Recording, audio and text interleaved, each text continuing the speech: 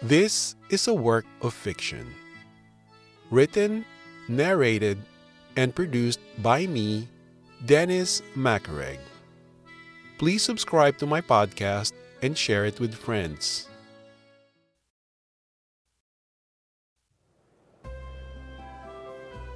While going down the step of a footbridge, we come across a crowd gathered around another street performer playing the accordion. The sound is so smooth that it's enough to melt my insides. Taking her hand, we slow dance as if we're having an affair. With the stars above us, our steps are slow and rhythmic. At first, we are uncoordinated. A few minutes later, we can anticipate each other's steps. As we mirror each other's movements, the connection between us is deepening. It's something I haven't felt with anyone. The attraction between us is moving to a new level in which neither one of us knows what the outcome will be. Would you like to be my date for my boss's wedding tomorrow? But no one knows me. I don't want to be a wedding crasher with people looking at me. We'll be in rented costumes. Plus, it's a big crowd and no one knows most of the people there. Her friends are sitting at the table at the back of the jazz bar when we arrive. The two couples wave at us. Olivia waves back. As we get closer to them, Olivia leans into me and whispers, "Just in case, they can get a bit nosy and might interrogate you. If that happens, tell them you're the guy I'm dating from San Diego. How did we meet? Just tell them online." For the first time since arriving in Italy, I taste a little bit of Americana. The guitar player is strumming along and the drummer is thumping the beat. Vodka and tonic with lime for me. Olivia gets a sex on the beach. My wink gets a laugh in return. Who knows? I might get lucky tonight. Her friends are a happy bunch. They giggle at my corny jokes and I do the same. We're like college kids hanging out late at a hamburger stand. After more than an hour of playing, the band takes a break. We decide to call it a night because there's more sightseeing to be done the following day.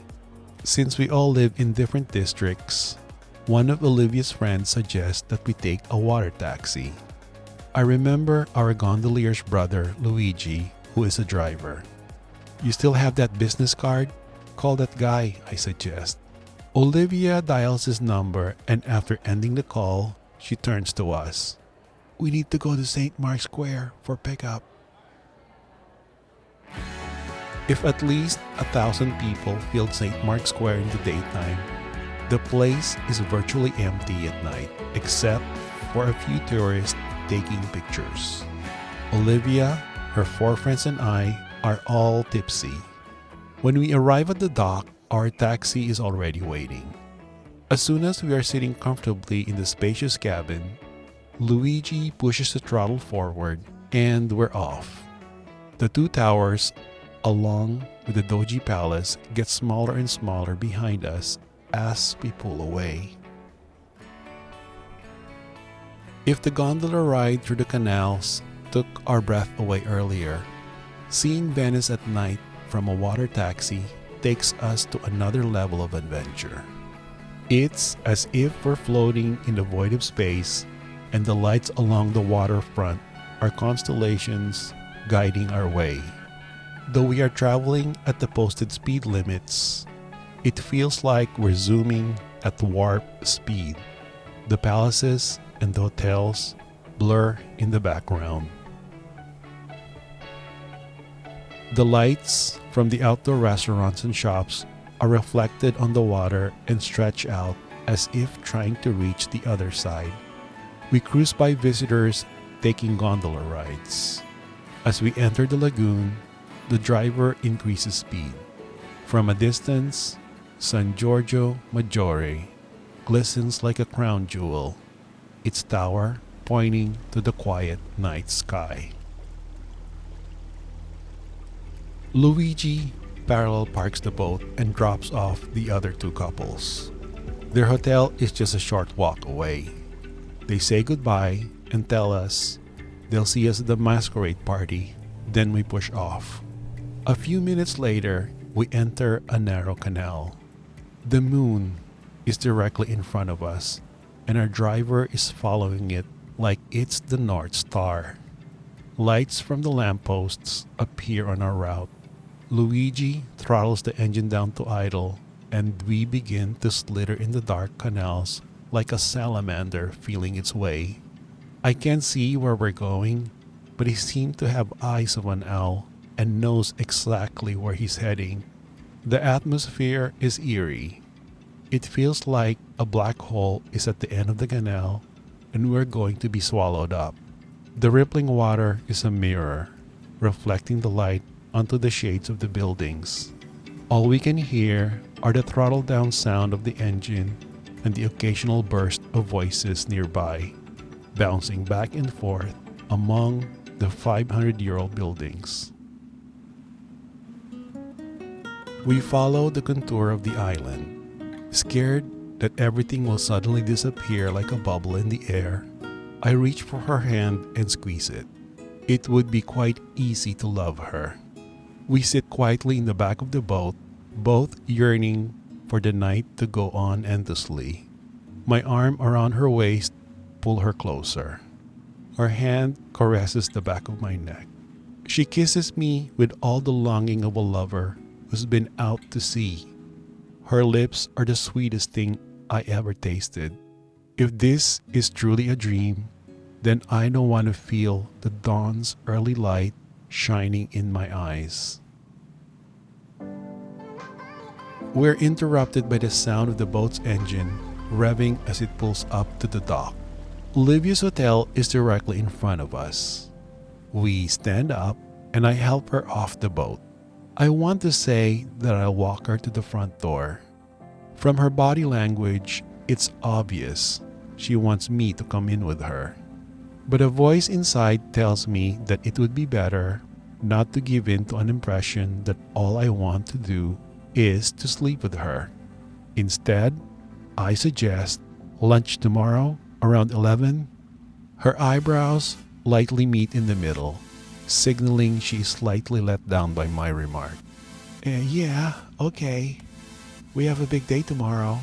Renting costumes, more sightseeing, and a big party. A few milliseconds later, she perks up as if realizing that staying with her is not a good idea after all. At least for now. As we pull away from the dock, Olivia stands near the steps, then gives me a flying kiss and watches until darkness cloaks her.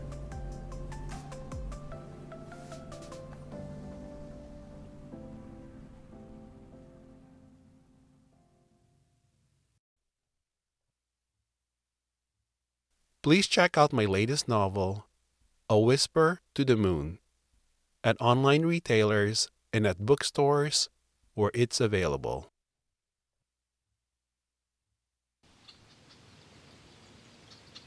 Thank you for listening to episode 10 of my podcast. It's not uncommon to see people dancing in the streets while a musician plays along.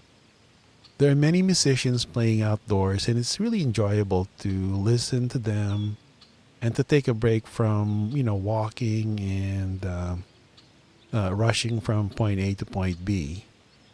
People would toss several euros in the hat or in an open guitar case, and couples would slow dance. I'm embarrassed to do that in public, so I skipped it. Just watch people do it. So Greg and Olivia walk into a jazz bar. I've heard there's a lot of jazz bars in Venice. I didn't go to one, but I think I passed by several bars where people are having drinks. That's what gave me the idea of including the scene for the two of them to go to one. It's part of dating and it's part of, discovering each other. They're young and they want to see something different, right? Enjoying some music with friends is really great. I took the liberty of adding my experience when I was in my 20s, living in the San Francisco Bay Area. We would go to jazz clubs in Union Street and enjoy live music. I lived there for about a year right after college. Who knows? Hopefully, I could write about it maybe on my next podcast. I have so many projects right now. I got tons of stories in my head. Who knows, I guess. Maybe in the future. There is a scene when they rode a water taxi at night, but I didn't get to do it. I didn't think much about it until I returned home. I think I rode the water bus at night, and it's close enough for my descriptions. It's amazing to see the lights dancing in the water. About the romantic side of it, actually. Although on a water bus, there are lots of people, but if you keep to yourself and sit in a corner where nobody could bother you, the experience is pretty much as solitary as if you're in a private boat. You are in your own little private world, and it's just as fun, for the most part. Just ignore the screaming kids next to you. The water in the Grand Canal is calm at night. It's something that I noticed as I rode one of these water buses. You get some wave turbulence from the other boats, but it's just that gentle rocking motion, which is, it feels good. The boats follow the contour of the island. There's only one direction, really. Because everything is so dark, I also wonder how the driver safely navigates through them without crashing into something or another boat not paying attention.